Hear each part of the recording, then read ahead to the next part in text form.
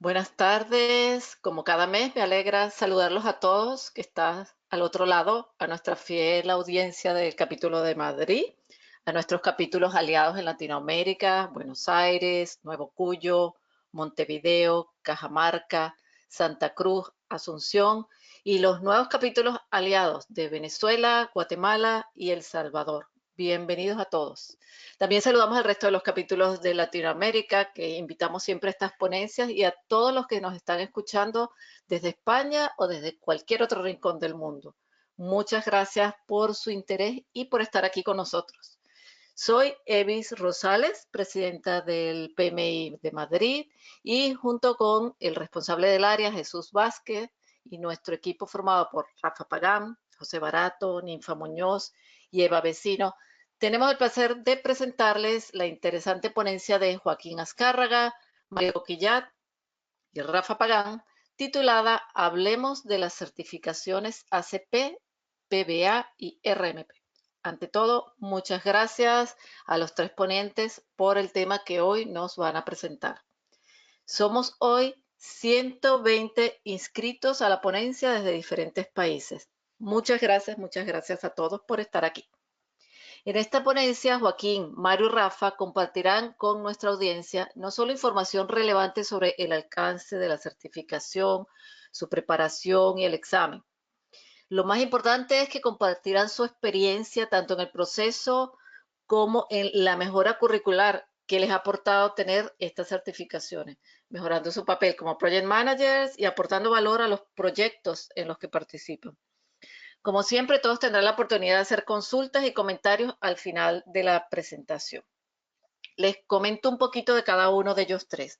Joaquín de Azcárraga es físico, certificado PMP y ACP y voluntario del capítulo de PMI Madrid desde hace tiempo, formando parte del grupo de agilismo y fue uno de los que puso en marcha nuestro club de Toastmasters. Tiene más de 20 años de experiencia dirigiendo proyectos como formador y Scrum Master. Mario Coquillat es ingeniero civil y está certificado como PMP y PMI-RMP.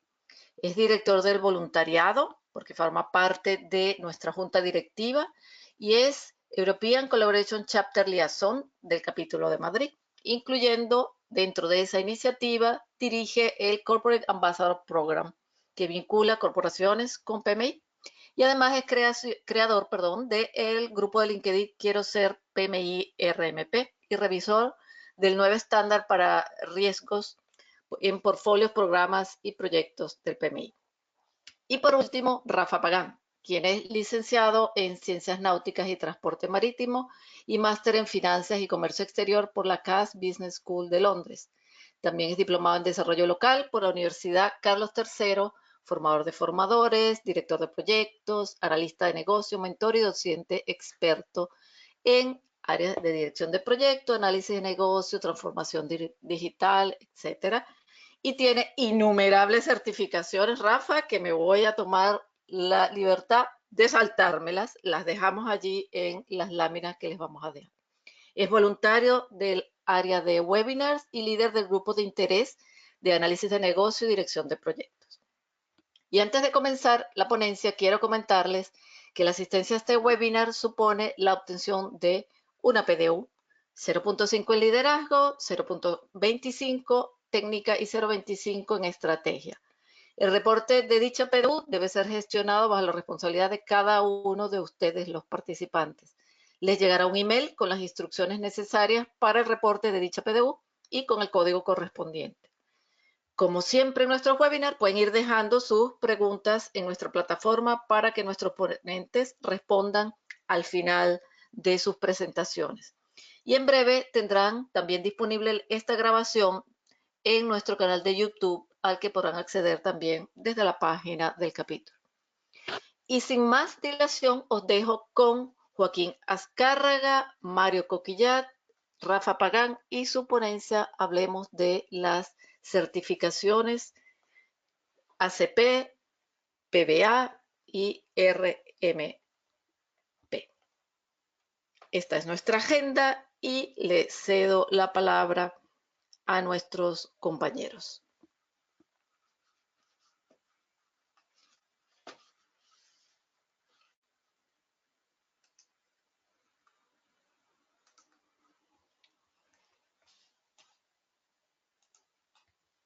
Mario, toda tuya la presentación. Gracias. Buenas tardes o buenos días, donde esté termina la certificación de riesgos, la que se conoce como Risk Management Profesional. Básicamente, lo que he hecho es un primer contacto de qué es necesario para obtener esta certificación, que es una de las primeras preguntas que surge cuando alguien se enfrenta a una certificación. En el caso de la certificación de riesgos, exige que los últimos 5 años consecutivos, en función de si tienes una titulación universitaria o no, pues son 4.500 horas o 3.000 horas, ¿vale? Y también, en cuanto a formación, 40 horas o 30 horas de educación formal. Vale, así este es el primer, digamos, la primera información que a la gente en principio le asusta un poco porque son muchas horas en gestión de riesgos y la gente se plantea si realmente ellos están gestionando riesgos en sus proyectos durante tantas horas, ¿no? Entonces, en ese sentido, hay varios consejos que aporto, ¿no? El primero es, a la hora de reportarlo, es muy importante cuando, digamos, haces la solicitud, que seas muy breve en cuanto a lo que has realizado gestionando riesgos, que hagas mención claramente a los entregables que has generado. Por ejemplo, yo he puesto ahí un ejemplo, pues, si has hecho una matriz de probabilidad de impacto o has trabajado planes de respuesta o has asignado dueños del riesgo, pues identifiques claramente todos esos pasos que has seguido de la metodología de PMI y utilices claramente la terminología del PMBOK. Aunque en vuestra organización tengáis una terminología diferente o la llaméis de manera diferente, a la hora de hacer la solicitud, utilizar la terminología de PMI, puesto que al final esto lo van a revisar voluntarios de PMI y siempre le va a ser mucho más fácil, digamos, aceptarlo, ¿no? El punto importante en este caso es el tema de la experiencia, ¿no? ¿Qué pasa si yo digo, bueno, pues cuento, digamos, las actividades que hago en mi día a día explícitamente de gestión de riesgos y veo que no llego, ¿no? Veo que o porque en mi empresa, por ejemplo, la gestión de riesgos no es tan explícita o porque ocupa una parte de mi tiempo, ¿no? Entonces, la gente se pregunta si realmente debe presentarse o no, ¿vale? Es una pregunta que mucha gente se plantea. Entonces, mi recomendación al respecto, que yo siempre, a la gente que se la ha dado, la ha utilizado y le ha dado buen resultado, es que hay una serie de actividades dentro de tu día a día como Project Manager o como Program Manager que no son específicas, o sea, no son tan explícitas de gestión de riesgos, pero que de una manera implícita estás gestionando riesgos, ¿no? Por ejemplo, si negociamos compras con proveedores, estamos gestionando riesgos. Si elaboramos el acta de constitución del proyecto, siempre tiene un apartado de riesgos. Si estoy gestionando a proveedores o a subcontratistas y tengo reclamaciones, pues también hay una gestión de riesgos porque siempre hay un reparto de riesgos entre las partes, ¿no? Entonces, lo que se trata es identificar dentro de las tareas que hago dentro del proyecto o programa, qué tareas pueden tener un porcentaje de gestión de riesgos implícita, ¿vale? Entonces, si sumamos a las tareas de riesgos explícitas estas tareas que tienen gestión de riesgos implícita, va a ser más fácil, va a ser más alcanzable llegar a la cifra de horas que pide PMI. Correlación bastante más sencillo. Ahí un poco el comentario es que no te exige PMI que la formación sea explícitamente de PMI. Yo me acuerdo, por ejemplo, en mi caso, pues asistí a una conferencia, por ejemplo, de Palisade, que es una empresa de software de riesgos, asistí a otro seminario sobre la ISO 31000, y al final puedes juntar varios elementos que no tienen por qué ser explícitamente una formación según PMI y alcanzar esas horas de formación, ¿vale? Pero eso en principio es más fácil y es más alcanzable. Otro punto importante que hay que tener en cuenta por la certificación de riesgos es que a día de hoy, y no parece que a corto plazo vaya a cambiar, el examen de riesgos solamente se realiza en inglés, ¿vale? Es decir, no es como el examen PMP o el examen del ACP que puedes tener las preguntas en los dos idiomas, ¿no? Entonces, bueno, yo siempre digo un poco lo mismo. No va a haber ninguna formación, no va a haber ningún curso que te enseñe inglés, ¿vale? La gente que opta a este tipo de certificaciones tiene que tener un cierto nivel o un nivel adecuado de inglés, ¿vale? no tiene, digamos, que hablar como Shakespeare, pero por lo menos que tenga un nivel de lectura y comprensión fluidos, ¿vale? Fundamentalmente que sea capaz, digamos, de leer texto con cierta fluidez y de entenderlo, porque al final eso es lo que se va a hacer en el examen, ¿no? Vale, aquí la certificación de riesgos tiene un contexto un poco... aquí he añadido un gráfico donde se ve un poco la evolución del número de certificados de riesgos en los últimos años. Esta certificación nació como en 2010 y suele haber siempre puntos, digamos, picos de certificados cuando hay un cambio de edición del PMBOK, ¿vale? ¿Qué ha pasado? Que en el último cambio, que fue el de la edición 6, no ha habido un cambio asociado de la certificación de riesgo. La certificación de riesgo sigue con el PMBOK edición 5 y con el estándar de riesgos que es del 2009, ¿vale? Pese a que en 2019 se ha publicado una nueva versión del estándar de riesgos, ¿vale? Entonces, es una situación un poco intermedia, ¿vale? Porque seguimos con versiones 5 del PMBOK y versión del estándar de riesgo del 2009 y todavía no ha habido una adaptación del examen de riesgos a la edición 6, al tema de Agile y al tema de gestión de riesgos en programas y portafolios, ¿vale? Pues bueno, esto que puede parecer un contexto un poco complicado, en cierto modo es una oportunidad, ¿no? Porque es una muy buena oportunidad para certificarse antes de que eso cambie. Otra información interesante que yo comparto en un grupo de LinkedIn, que luego veremos, es el número de certificados en países hispanohablantes, ¿vale? Hay un cierto liderazgo en cuanto a Perú, porque de hecho Perú, por ejemplo, tiene una normativa a nivel estatal que obliga a utilizar gestión de riesgos según PMI para obras en el sector público. Y le siguen, digamos, Colombia y luego están empatados España y México, aunque yo tengo mucho cariño en mis amigos mexicanos, pues ahí estamos compitiendo, ¿no? Y luego, bueno, pues a continuación de ahí pues están el resto de países, ¿no? ¿Vale? Es una visión interesante para, bueno, pues si estáis en vuestro país, identifiquéis un poco qué país, o sea, qué número de certificados tenéis en vuestro entorno, ¿no? El MI ha sacado un nuevo estándar de riesgos y además ese estándar de riesgos lo ha elevado a la categoría de Foundational Standard, que es como la primera, como la Champion League de los estándares, donde está el PMBOK, el estándar de programas y portafolios. Claro, eso es un cambio muy importante, como he comentado, y eso todavía no está reflejado en el examen del PMI-RMP, ¿vale? No existe información, digamos, fidedigna por parte de PMI de cuándo va a haber cambios en el examen, ¿vale? Pero yo considero que como muy pronto, hasta el Q1 de 2020, muy avanzado Q1, o sea, estaríamos hablando de marzo, abril 2020, no creo yo que haya cambios, ¿vale? Por lo cual es una oportunidad muy buena de certificarse, ya sea en 2019, lo que queda de 2019, o el primer trimestre de 2020, ¿vale? Ese es un poco el contexto de esta certificación, que es un poco especial, ¿no? También añadir que, bueno, pues que la certificación actual está basada en un estudio de alineación del rol del año 2011, ¿vale? PMI hace una especie de análisis de cuál es el rol del gestor de riesgos a nivel mundial y en base a eso hace la certificación y de momento no lo ha actualizado, está el de 2011 y si bien tengo que decir que recientemente, hace un mes o incluso menos, PMI, como certificado PMI-RMP, me mandó una encuesta para que yo dijese, digamos, cuál era mi punto de vista sobre la certificación de riesgos, si me había aportado valor en mi carrera profesional, cómo veía su evolución, ¿vale? Ahí entraba un poco el tema del impacto de Agile, por ejemplo, de metodologías ágiles. Bueno, pues lo que está claro es que PMI está dándole vueltas a este tema y viendo cómo enfocarlo, ¿no?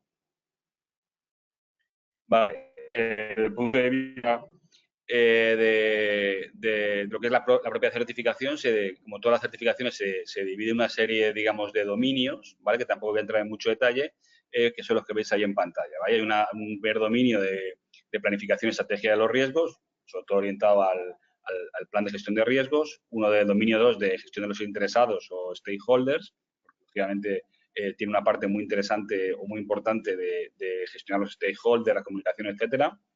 El dominio 3, que es la facilitación del proceso de riesgos, que corresponde, digamos, a lo que es la propia identificación, análisis cualitativo, cuantitativo, ¿no? Lo que es el proceso más core de la gestión de riesgos.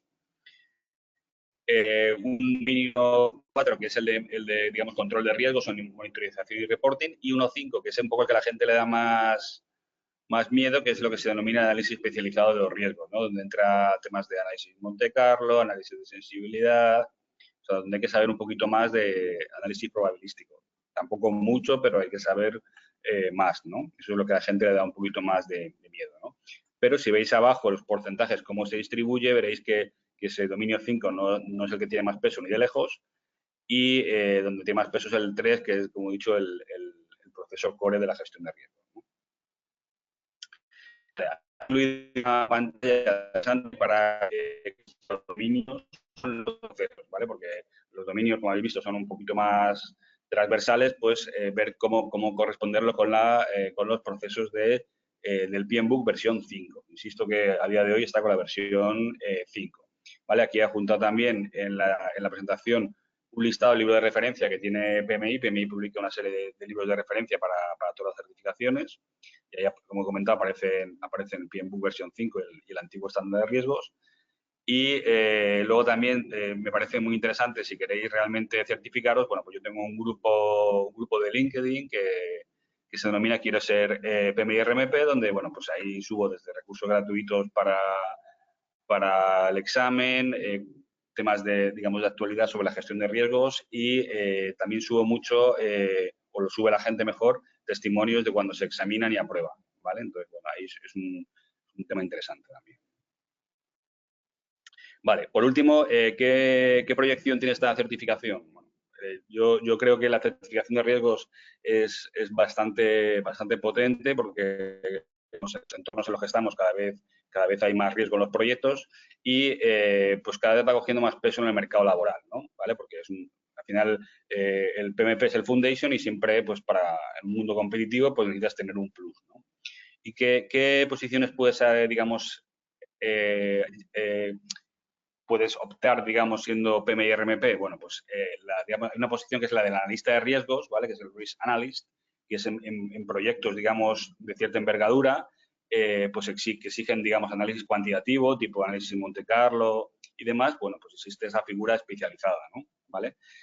Luego hay proyectos también de cierto tamaño donde existe un gestor de riesgos, ¿vale? Igual que existe un planificador o alguien que controla los costes, existe un gestor de riesgos, ¿no? Luego, en ciertas organizaciones, cada vez es más común que exista un gerente de riesgos de la organización, sobre todo organizaciones que trabajan por proyectos, ¿vale? Entonces, es un puesto corporate que abarca toda la gestión de riesgos de la organización, ¿no? Y por último, si eres un director de proyecto, pues en proyectos que tienen un nivel alto de riesgo, ¿no? ¿Vale? Todo eso son opciones que tienes, estás mejor posicionado, lógicamente, si eres PMI RMP, ¿no? Y yo añadí, por ejemplo, que yo publiqué en el grupo que he comentado que tengo de Quiero ser PMI RMP, que es uno de los proyectos más importantes de la historia, que es el proyecto de ITER, es un proyecto que está haciendo en el sur de Francia, cerca de la Costa Azul. Bueno, pues es un proyecto de una nueva central nuclear, una nueva tecnología de fusión nuclear, por lo cual es un proyecto de alto riesgo. Bueno, pues me contactaron porque estaban buscando una lista de riesgos, ¿no? Un risk analyst, y pedían como condición que fuese certificado PMI-RMP, ¿no? Con lo cual, bueno, pues ahí tenéis un ejemplo de una posición real en un proyecto muy significativo donde ser PMI-RMP era un valor añadido. Pues nada, esto es un poco la visión que quería aportaros de la certificación. Al final de preguntas, si queréis, voy a pasar a mi compañero Joaquín, que habla de la certificación de Agile. Muchas gracias.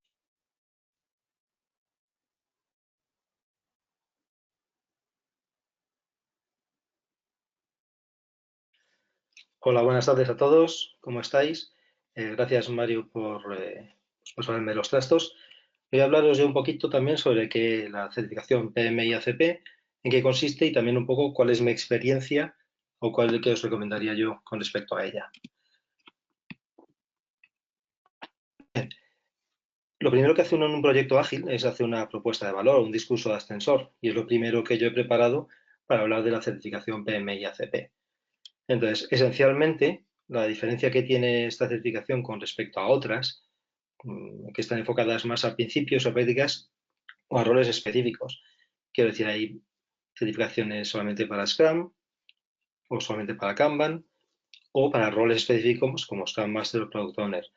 Sin embargo, una certificación como PMI-ACP, además de experiencia en proyectos, te exige experiencia y conocimiento en varios métodos.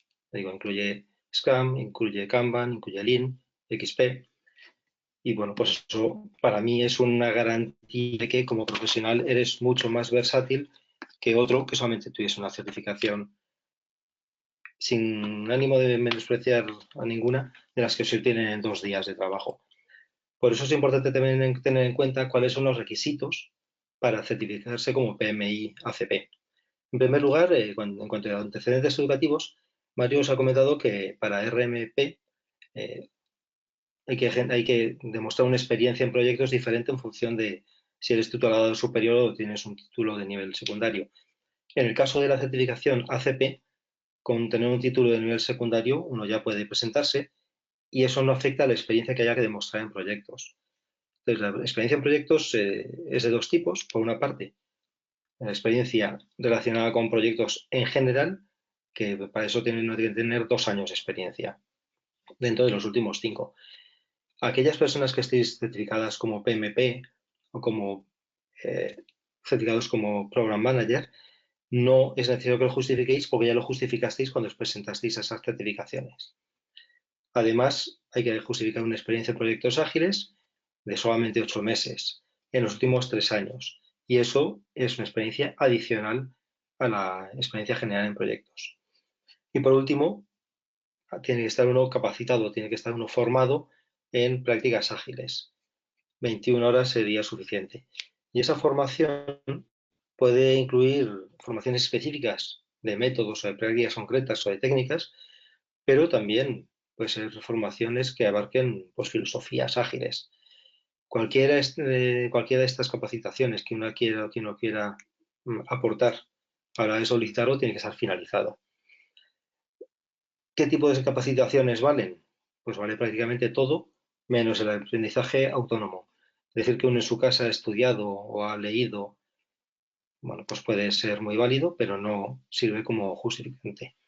Entonces, esencialmente o específicamente sirven los certificados de proveedores de registrados de PMI, los famosos REP, o formaciones en sucursales o que organicen capítulos del propio PMI o programas de las propias empresas o incluso educación a distancia, siempre y cuando haya una evaluación al final del curso.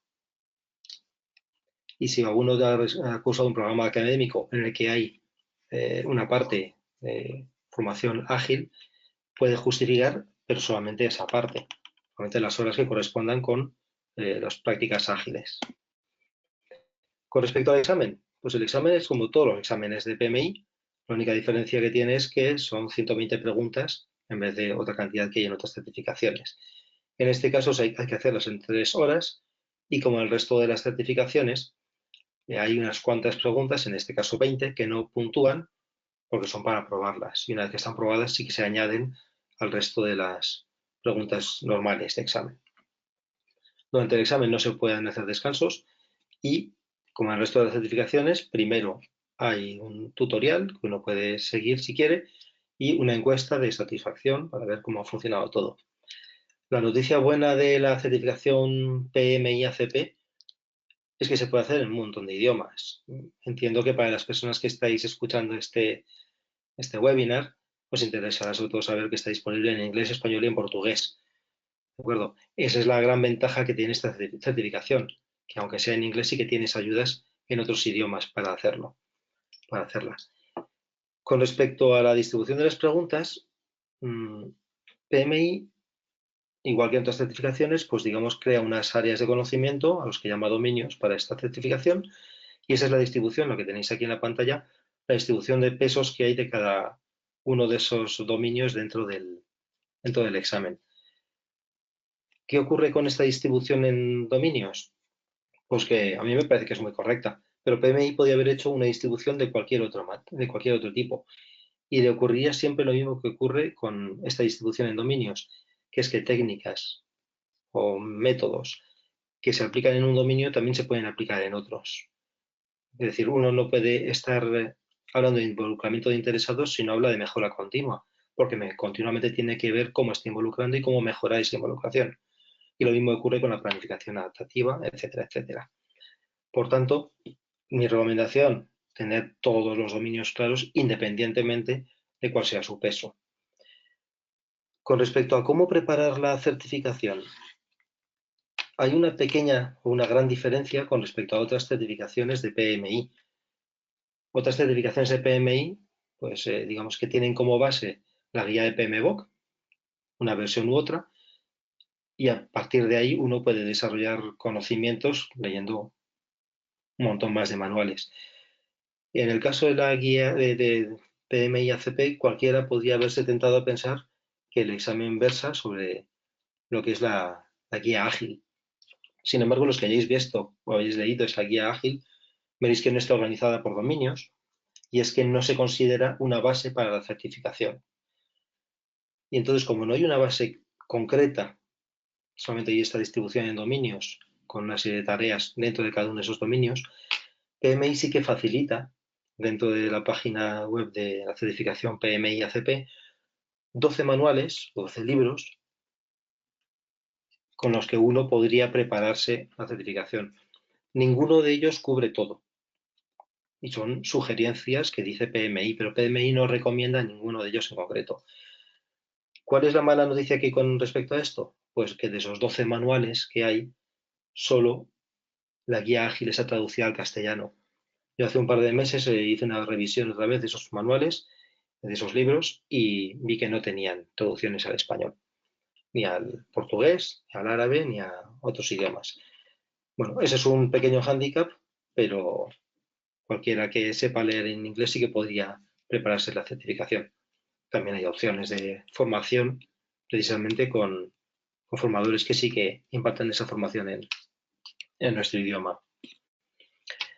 Con respecto a la realización del examen, el examen se puede realizar de dos maneras. Una de ellas es cómodamente desde nuestro domicilio, cumpliendo una serie de requisitos técnicos y una serie de procedimientos. De esa manera lo que ocurrirá es que bueno, pues tendremos una persona que estará controlando continuamente que realmente estemos haciendo el examen pues, sin hacer trampas, digámoslo de esa forma más clara. Y luego también está la otra opción, que es hacer la opción tradicional que se ha hecho siempre en PMI, que es acudir a un centro de examinaciones para hacer el examen con un ordenador.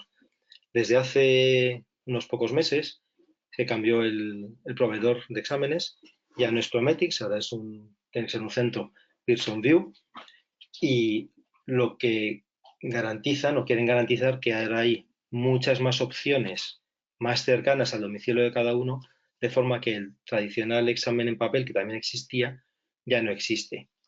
Y eso también es importante conocerlo. En cuanto al costo de certificación, bueno, pues esto es lo que pone el PMI en la propia guía de la certificación, que además no está actualizada y sigue constando la evaluación de forma impresa, aunque ya no se puede hacer de esa manera. Y bueno, pues esto es como siempre, si uno es miembro del capítulo o de PMI, el examen es un poco más barato, la renovación de la certificación también, y bueno, pues los beneficios de ser socio o miembro del PMI, pues son las que están ahí listadas según PMI, pero cada uno puede ver las ventajas que cada uno le parezca. Con respecto a la línea de tiempo del proceso de certificación, es exactamente igual que en el resto de las certificaciones. Y además solamente hace falta conseguir 30 PDUs para renovar esta certificación. A mí, sinceramente, me ha resultado muy fácil conseguir siempre estos 30 PDUs para renovarlo. ¿Qué beneficios tiene certificarse como PMI ACP?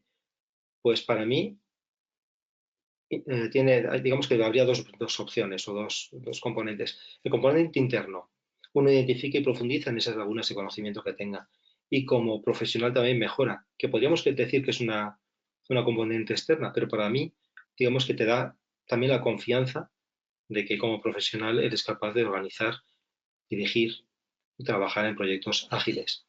Pero de puertas afuera, tener una certificación como PMI ACP muestra que uno está en posesión de una certificación que no es nada sencilla de obtener. Como todas las certificaciones que tiene PMI, pues ya sabemos que hay que trabajarlas. Y eso te pone por delante de otras personas que tengan unas certificaciones de las que digo yo que se obtienen en 2 días con mucha más facilidad. Hay de todo, ¿eh? Pero en principio, digamos que uno de cara de puertas afuera puede demostrar que ha hecho un esfuerzo mucho mayor y tiene un conocimiento mucho mayor. Eso además también nos permite tener un posicionamiento mucho más amplio que alguien que solamente tenga una certificación en Scrum o en Lean, por ejemplo, o en Kanban. Porque hay muchas empresas de empleo o muchos lugares donde uno puede acudir a trabajar en los que quieren saber cuándo aplicar diferentes métodos o incluso cómo mezclarlos cuando sea necesario. El riesgo que tiene poner un currículum PMI ACP es que los reclutadores o las personas de recursos humanos normalmente no tienen un conocimiento de qué quiere decir esto. Entonces yo cuando escribo a alguien alguna carta de prestación o escribo un currículum, siempre especifico que ACP se refiere a métodos ágiles y además incluso digo Kanban, Lean o lo que me parezca que sea necesario especificar. De esa manera también un reclutador va a ver que no solamente sabes hacer lo que te está pidiendo, sino que tienes muchas más cosas. Pero además una certificación como esta también demuestra que uno en sus proyectos ágiles sabe gestionar riesgos de forma específica, de forma explícita, y también en el presupuesto, porque en otras certificaciones eso parece que queda un poco más oculto o más intrínseco. Por último, para terminar, recordemos que el Código de Ética y Conducta Profesional es de obligado cumplimiento para los miembros de PMI y aquellas personas que o poseemos certificaciones o que estemos aspirando a obtener alguna. Esto es importante tenerlo en cuenta también a la hora de responder las preguntas en el examen, en el que puede haber varias respuestas correctas, pero hay una que es más correcta simplemente porque es más ética. Y hasta aquí mi parte. Voy a pasarle ahora ya los trastos a Rafa Pagán para que pueda continuar él.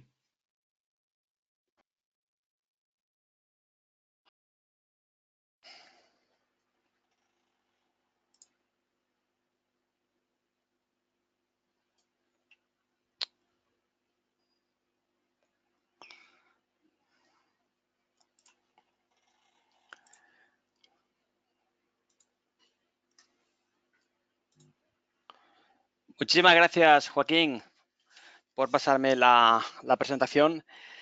Muchísimas gracias también a nuestra fiel audiencia de PMI, como siempre, fiel cada mes que nos sigue en esta serie de webinars. Hoy tengo el placer de estar en el otro lado, participar con mis compañeros, con Nevis, la presidenta, con Mario y con Joaquín, en este formato nuevo impulsado por Avis, que me parece muy interesante porque nos permite charlar en un tema tan interesante como son esas 3 certificaciones. Lo que respecta al análisis de negocio, yo me gustaría recalcar lo siguiente. El análisis de negocio se está convirtiendo en una competencia core imprescindible no solo para la gestión de proyectos, sino para todo lo que hacemos a nivel de empresa. Hoy lo vamos a hablar a nivel de lo que nos afecta más, que es la dirección de proyectos. Cada vez nos estamos encontrando más con la coyuntura de presentar los números. No me cuentes la necesidad de proyecto, no me hables en el entorno tecnológico, no me hables en la solución. Yo quiero que me presentes beneficios concretos, tangibles, y esto es algo que continuamente vamos a ir escuchando cada vez más y que nos diferencia, por tanto, de lo que es la dirección de proyecto en un sentido más técnico. Aquí PMI hace aproximadamente un par de años se mete en una zona nueva para PMI, no para los project managers, y empieza a hablarnos sobre el análisis de negocio desde una perspectiva fundamentalmente de la gestión de requerimientos o requisitos, ¿no? Y lo hace por una sencilla razón, porque más de casi la mitad de los proyectos sí que pueden tener un éxito a nivel técnico, a nivel de implantación de la solución. Es una solución que funciona, que satisface una serie de requerimientos, pero que se queda corta a la hora de proporcionar beneficios tangibles. Esto implica cada vez más que el Project Manager tenga que entender un poco cuál es el objetivo de negocio final que se persigue con la implantación de una solución. Y es algo que, aunque no depende directamente del equipo de gestión de proyectos, no depende absolutamente de la responsabilidad del Project Manager, es en cierta parte injusto que el éxito de un proyecto se califique o se decida sobre beneficios y sobre la importancia de una serie de beneficios más allá de la solución técnica. Esto es así porque cada vez tenemos un mayor cambio, una mayor incertidumbre en las empresas. El nivel de cambio y transformación que estamos viviendo hoy en esta cuarta revolución industrial excede como mucho la que hemos vivido en las últimas 3 revoluciones industriales anteriores, y es necesario afinar más eligiendo aquellos proyectos que tengan una mejor alineación en la estrategia y que puedan demostrar, pasada un cierto tiempo de implantación, que la solución aporta valor y continúa aportando valor durante su ciclo de vida. Entonces, esto hace que la demanda de analistas de negocio esté creciendo exponencialmente en los últimos 4 o 5 años. La demanda es de 1 a 10, quiere decir por cada 10 ofertas que hay de analistas de negocio certificados, solo se cubre una. Y esto hace que este perfil esté altamente demandado. Cada vez más en España estamos viendo cómo empresas tan importantes como Amazon y otras requieren de analistas de negocio, project managers, que además tengan una capacidad de integrar las buenas prácticas de análisis de negocio dentro de lo que es la propia dirección de proyectos, ¿no? Los 49 procesos que estamos utilizando dentro de lo que es el PMBOK Guide.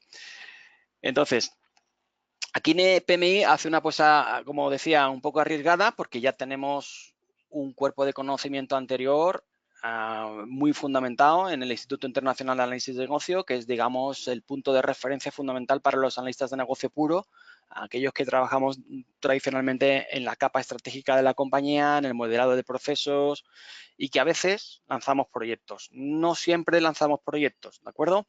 Aquí PMI decide de alguna forma profundizar un poquito utilizando voluntarios del IVA. Es una relación que hace unos años ya voluntarios del IVA y PMI empezaron a utilizar a partir de la edición cuarta los procesos del BABOK, Guía de Fundamentos de Análisis de Negocio, con nuestros PMBOK Guides, para hacer esa integración de procesos.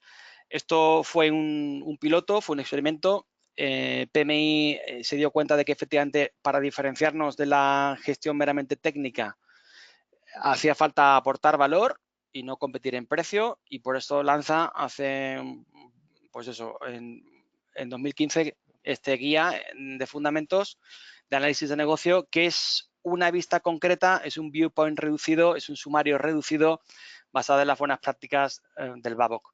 ¿De acuerdo? Este sería un poco el enfoque. No es que entremos en conflicto para nada, pero sí que el PMI efectivamente va a centrar exclusivamente el trabajo que realiza el analista cuando éste se incorpora en la fase de preproyecto, anteproyecto, y luego posteriormente se incorpora dentro del equipo de planificación de gestión de proyectos, llevando la capa de recopilación de los requerimientos en el proceso de gestión de alcance, en la red de conocimiento de alcance. Cuando hablamos de Collect Requirements, aquí el analista o el project manager híbrido es capaz de realizar el plan de gestión de los requerimientos y mantener vivo esos requerimientos más allá de lo que es el ciclo de vida del proyecto, ¿no? Asegurando, por tanto, una evaluación continua del valor que aporta a negocio tener una solución en operación.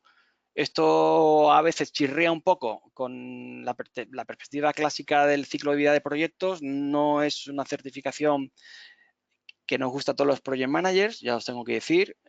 Es una certificación, es un cuerpo de conocimiento más abstracto, más a nivel estratégico, más ambiguo que lo que manejamos a nivel de proyecto, y supone un nivel de abstracción más complejo, ¿de acuerdo? Entonces, no es necesario meterse aquí, pero cuidado, aquellos de nosotros que estamos metiéndonos aquí, que llevamos algún tiempo, somos capaces de vender la dirección de proyectos como elemento facilitador de creación de valor. Cuando vendemos esto más allá de la PMO o de los procesos más técnicos, estamos compitiendo en contratos que vinculamos a esa entrega de valor y no contratos en base a coste hora. Esto hay que tenerlo claro y si queremos diferenciarnos, vamos a ir a un modelo más conceptual basado en la entrega de valor, algo que suena mucho a Agile, ¿no? ¿Qué es lo que hace fundamentalmente la certificación? Pues destilar de forma ejecutiva, sumaria, pues esos áreas de conocimiento que necesitamos para alinear ese proyecto con una necesidad, un objetivo de negocio y evaluar antes del despliegue que efectivamente aportamos valor desde el punto de vista de negocio, ¿no? Más allá de la verificación técnica o validación de los entregables. Esto lo vamos a hacer fundamentalmente asegurándonos de que el proyecto está efectivamente alineado a esas necesidades de la compañía, son necesidades de negocio, no son requerimientos de la solución. Estamos trabajando en el modelado y en la especificación de los requerimientos más altos que hay, que son los estratégicos. No estamos hablando en el terreno táctico de proyectos, ¿de acuerdo? Esto es algo muy importante que nos va a servir si queremos el día de mañana trabajar en modo programa o en modo portfolio, donde efectivamente vamos a tener una visión más de iniciativa y una visión más estratégica, ¿no? La gestión de los interesados, lógicamente, que son la parte más importante del cambio organizacional. Aquí vamos a centrarnos fundamentalmente en la relación entre la solución, el interesado y el contexto organizacional. Vamos a trabajar en modelos de cambio organizacional, vamos a hablar de riesgo de negocio, vamos a hablar de riesgo organizacional, vamos a hablar de elementos de transición futura o de transición intermedia entre la situación actual y la futura de negocio. Vamos a hablar de competencias clave para esa visión y misión de la compañía. Lógicamente vamos a hacer todo lo que tengamos que hacer en cuanto a especificación y análisis que permita al equipo de desarrollo luego definir las especificaciones técnicas de la solución.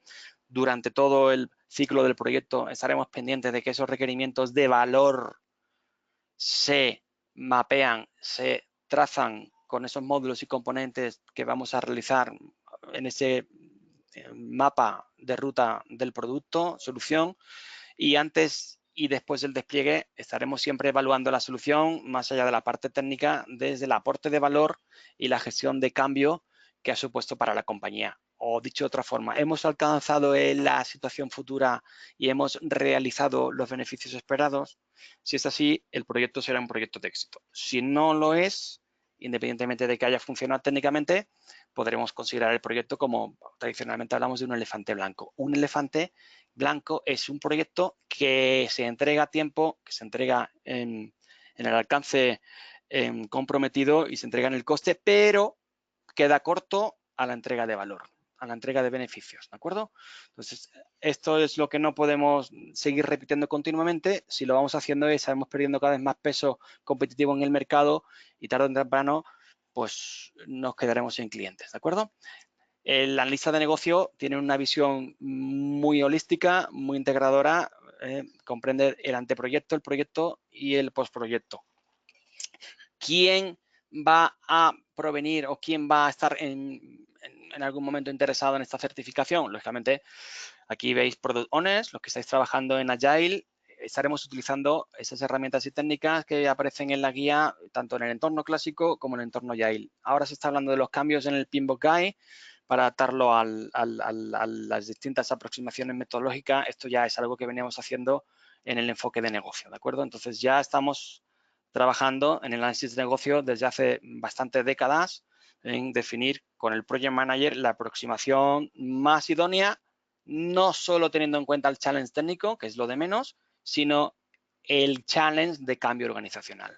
Entonces no es un tema de definir la metodología de proyectos en base a cómo se va a diseñar o se va a ejecutar la solución.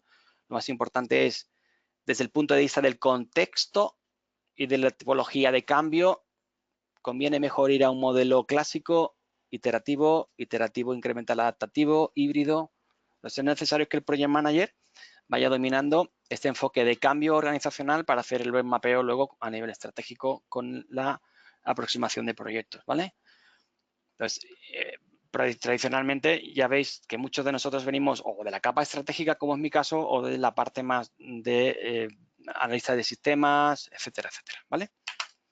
¿Cuáles son los requerimientos para esta certificación? Esta certificación es difícil, ¿de acuerdo? Yo diría que más difícil que el PMP. ¿Por qué, Rafa, dices esto? Porque supone un nivel de abstracción más alto. ¿de acuerdo? Estamos hablando de una idea de negocio, estamos hablando de un modelo de negocio, estamos hablando de un impacto, de unos diagramas de contexto organizacional, y este tipo de análisis no lo tenemos en los proyectos, ¿eh? Entonces, para que veáis un poquito el nivel de exigencia, los requerimientos, nos piden esas 4.500 horas de experiencia necesarias para lo que sería el PMP, pero además 2.000 horas de trabajo en análisis de negocio en el ámbito de proyectos, ¿no? Hay otras 35 horas de formación alineada al examen. Ya estáis viendo cómo esas 35 horas son igual que el PMP. El challenge que tenemos aquí es que tenemos que tener experiencia en análisis de negocio y además que parte de esas horas, hayamos trabajado dentro de un equipo de proyectos. Quiere decir que hayamos tenido contacto con la parte táctica de la compañía, no solo la parte de la iniciativa de cambio estratégica, que serían las 4.500 horas de experiencia pura, sino también ese rol híbrido, ¿no? Lógicamente, el PMP o el PGMP, porque hemos de alguna forma trabajado directa o indirectamente en la parte de los requerimientos de la solución, podemos ya tener justificado esas 2.000 horas, ¿de acuerdo? Este sería un poco los requerimientos que son bastante exigentes. El examen solo está en inglés, ¿eh? El análisis de negocio no es un análisis de negocio todavía maduro en castellano, ¿de acuerdo? Todo lo que tenemos es fundamentalmente americano y sobre todo canadiense. El IVA tiene su sede en Canadá, ¿eh? Y a partir de ahí, todo lo que hacemos de análisis de negocio tiene como punto de referencia pues Canadá, Estados Unidos, Australia, un poquito Inglaterra, Reino Unido un poquito.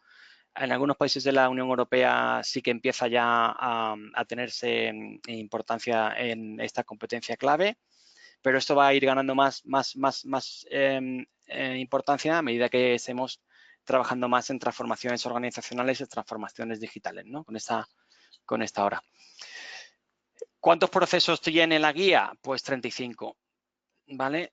Y 6 grupos de procesos y 6 áreas de conocimiento. Entonces, bueno, comparado con los 49 procesos del PMBOK Guide, no está mal, ¿de acuerdo?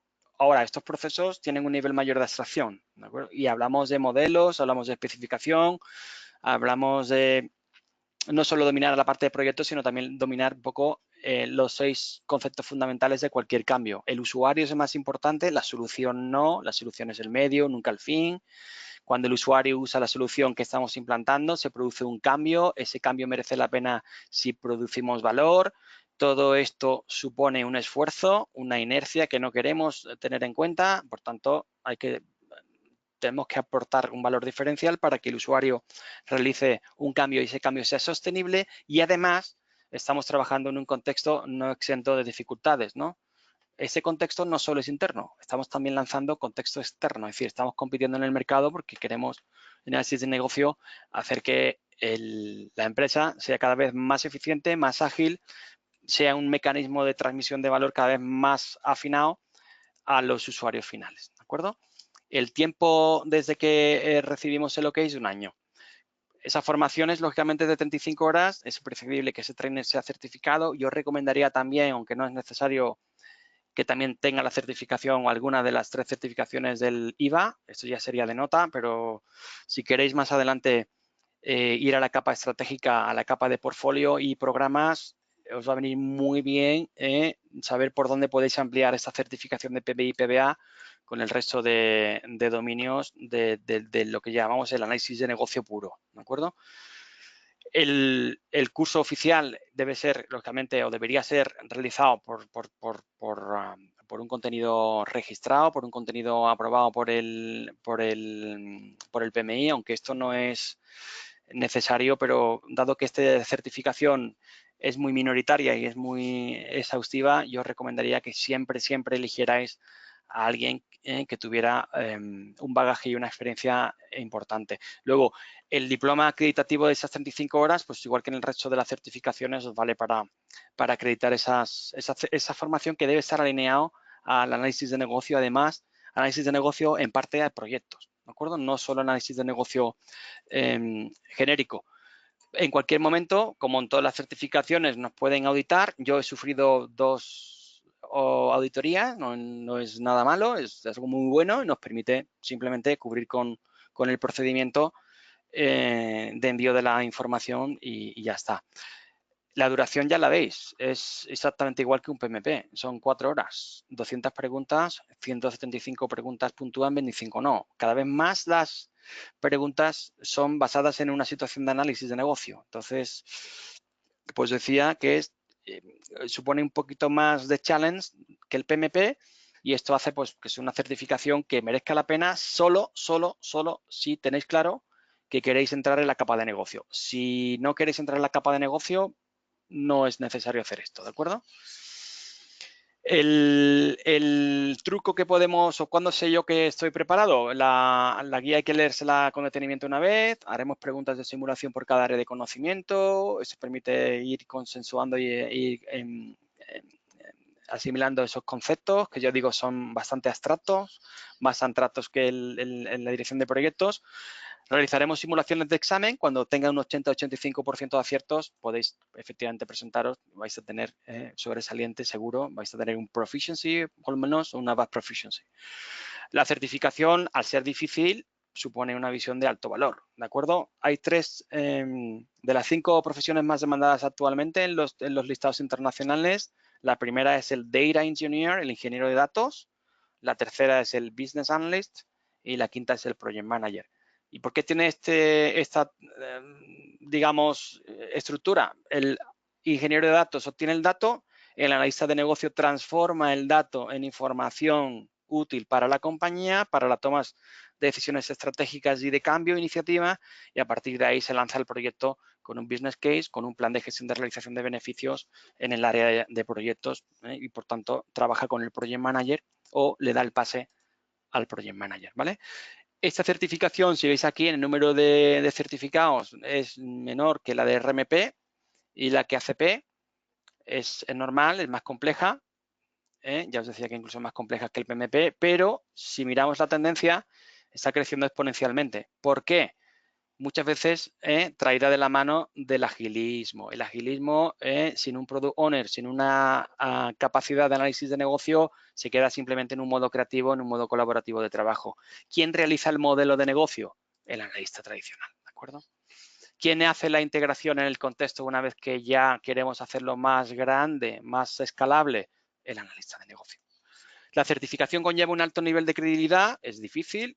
Para obtenerla se requiere una combinación de análisis de negocio, experiencia en proyectos, superar un examen bastante difícil y a partir de aquí pues ganamos efectivamente un challenge, una visión mucho más interesante para la capa que contrata, que suele ser la capa estratégica.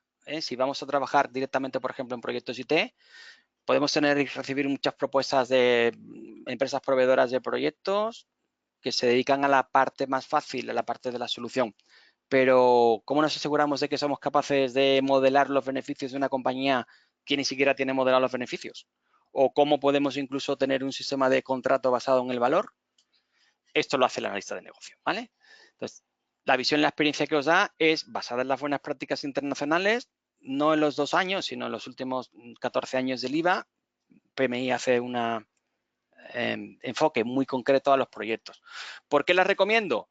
Para todos aquellos que de mayor queráis participar más en el cambio de iniciativa en la capa de programas y en la capa de portfolio, os va a tocar sí o sí trabajar con ese nivel de incertidumbre, el incertidumbre que aporta la estrategia. Esto supone una diferenciación tremenda para un project manager que supone efectivamente no trabajar en modo entregable, trabajar en modo de beneficio-valor, ¿de acuerdo? Esto es algo muy interesante cuando estamos en muchas veces viendo que las compañías, sin entender muy bien la dirección de proyectos, entienden que la dirección de proyectos se puede subcontratar, se puede externalizar, hablamos de un coste y no de una oficina de valor. Ahora, recientemente, PMI acaba de alguna forma poner en conocimiento de los project managers la economía proyectizada. Esto se viene hablando desde hace 25 años ya, ¿vale? La economía de proyectos se tiene en cuenta en la necesaria adaptación para trabajar más en un enfoque de proyectos, integrando los proyectos cada vez más con la estrategia de la compañía, ¿vale? Por último, lo que queremos es integrar el trabajo que realiza la lista de negocio dentro del equipo de la dirección de proyectos. No podemos estar con esas luchas internas entre alguien en la lista de negocio que entiende que su trabajo termina simplemente cuando realiza un documento de requerimientos y el project manager que de alguna forma entiende que una vez que se ha cerrado la definición técnica, las especificaciones, pues cuesta muchísimo esa agilidad necesaria para entregar el mayor valor. Tener en cuenta que los requerimientos y el proyecto son algo vivo que evoluciona continuamente durante el ciclo del proyecto y más allá, ¿vale? La gestión de los requerimientos que se alinean a la solución en operación forma parte de uno de los activos más importantes de la compañía que muchas veces no se gestiona, ¿de acuerdo? Esto es lo que queremos, convertir a una organización en una estructura más eficiente, más ágil, capaz de aumentar el valor para el usuario. Pues muchas gracias.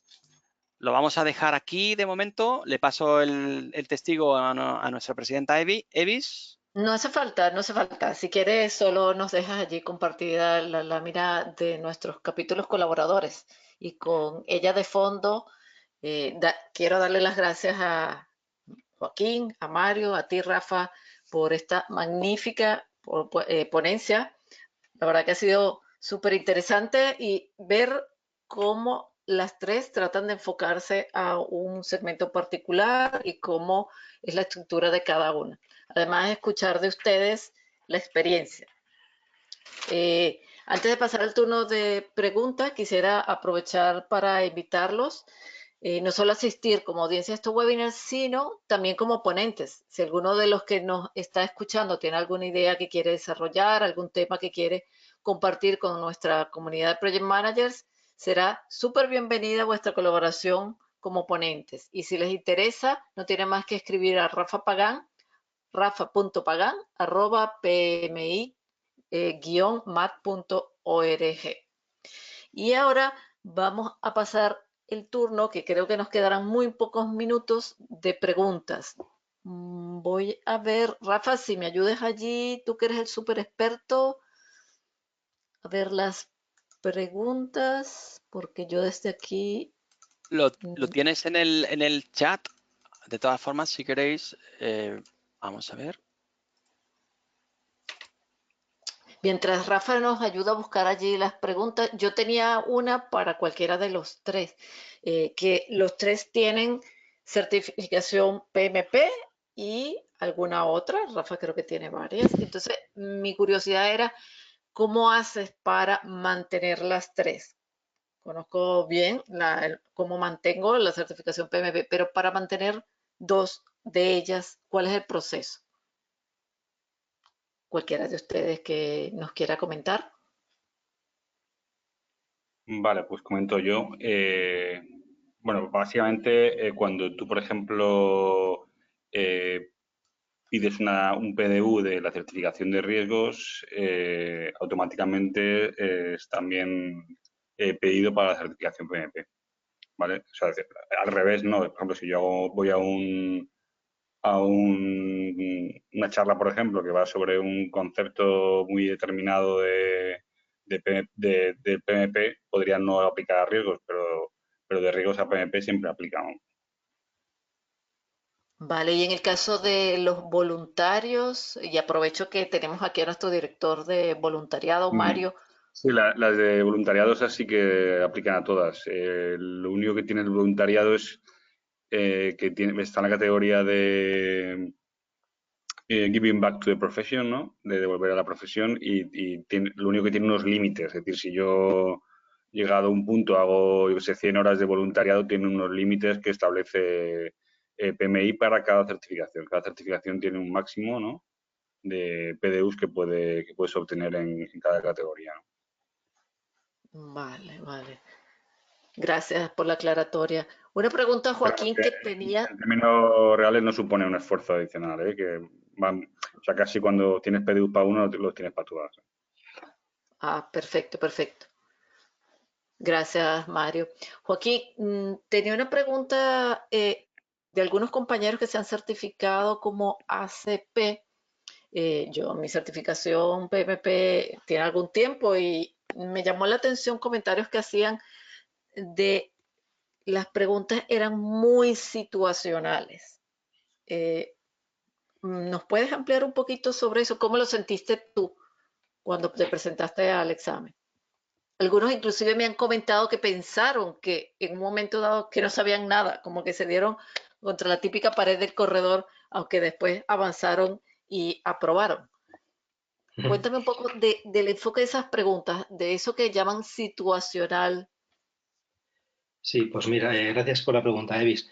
Vamos a ver, cuando uno hace una certificación de PMI, específicamente la de PMI ACP, las preguntas no son tanto de conocimiento, que sí que las hay, es decir, alguna vez te pueden poner alguna pregunta con respecto a una definición y puede ser más correcta o menos correcta, tienes que elegir cuál es.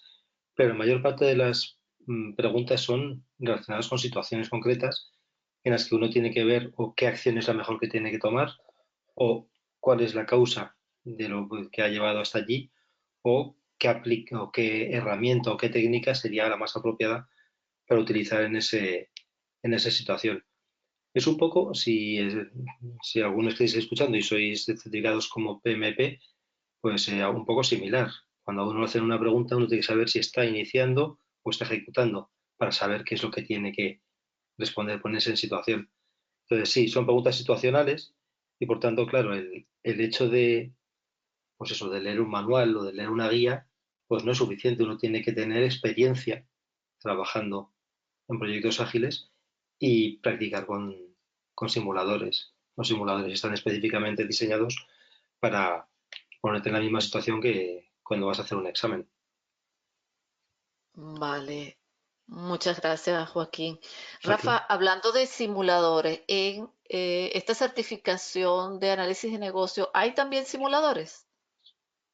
Efectivamente, Evis, hay simuladores, hay simuladores muy conocidos, no voy a decir la marca comercial, pero son fáciles de identificar. Algunos de ellos tienen no solo la certificación o el simulador de PMI-ACP o de PBA o de PMP, son los más conocidos, ¿no? Vale, Entonces, es simplemente que hagan una búsqueda por internet. Muchos de ellos, además, son rep de PMI y pueden fácilmente, desde la misma página de PMI, incluso se suelen publicitar también, ¿no? vale. Es fácil, ¿de acuerdo? Es fácil tener acceso a simuladores de calidad. Yo os recomiendo siempre que probéis simuladores de confianza. No hagáis exámenes de estos que hay por ahí por internet, porque os pueden causar un problema importante, ¿de acuerdo? Usad siempre simuladores de profesionales reconocidos, si puede ser y no encarece demasiado, que sean REP, que sean proveedores REP, y no os fiéis de lo que hay por ahí en que no tenga una suficiente confianza. Gracias por la pregunta, Iris. Gracias, Rafa. Esta era mi última pregunta. No sé si tú encontraste alguna Y otra pregunta. tenemos aquí alguna pregunta también para Mario de simulador. Igual dice, Carlos Daniel Briceño te pregunta, Mario, ¿algún buen simulador que recomiendes para la certificación de riesgos? Bueno, el consejo sería el mismo que tú has hecho, Rafa, ¿no? Al final es no arriesgarse en cuanto a buscar cualquiera, sino buscar el de, sin entrar en nombres, porque no es el objeto de esta ponencia, pues buscar, digamos, uno de una empresa que sea REP o que tenga cierta referencia contrastada en el sentido de que, claro, que al final podrías llevarte a una sensación mala si estás contestando un simulador que no es el adecuado, ¿no? Tanto por exceso como por defecto, ¿no? Como confiarte demasiado como tener la sensación de que no sabes nada, ¿no? Entonces, bueno, un poco el consejo es el mismo, buscar simuladores con cierta credibilidad y también es importante también que tengan algún sistema para ver cómo vas avanzando, por ejemplo, en los dominios, ¿no? O sea, que tengan un enfoque de categorizar las preguntas en base a dominios para que puedas luego ver cuál es digamos, tu performance en cada dominio. Estupendo, Mario, muchas gracias. Una pregunta para ti, Joaquín. Dice, Cristina Fernández te hace la siguiente pregunta. Buenas noches, estupenda presentación. Muchas gracias por tanta información. Dice, ¿existe la figura del analista de negocio en el entorno ágil? ¿Quién realiza esta función? Pues la pregunta es muy buena porque Rafa ya ha contestado en parte a ello, pero explícitamente no se suele hablar mucho de un analista de negocio. Quiero decir, en los métodos ágiles normalmente tienes un propietario del producto, un product owner, que es la persona o el rol que gestiona las expectativas de los interesados y, por tanto, hace esa toma de requisitos y los prioriza en función de cuál sea la adecuación a los objetivos de lo que se está haciendo. ¿El Product Owner es un analista de negocio? No está definido como tal, pero podría serlo. Y en ese sentido me ha parecido que es muy oportuna la intervención de Rafa, te lo agradezco además, porque efectivamente un buen Product Owner sí que podría ser una persona que está certificada como, eh, como Business Analyst, precisamente porque sabe identificar esos requisitos, sabe lidiar con diferentes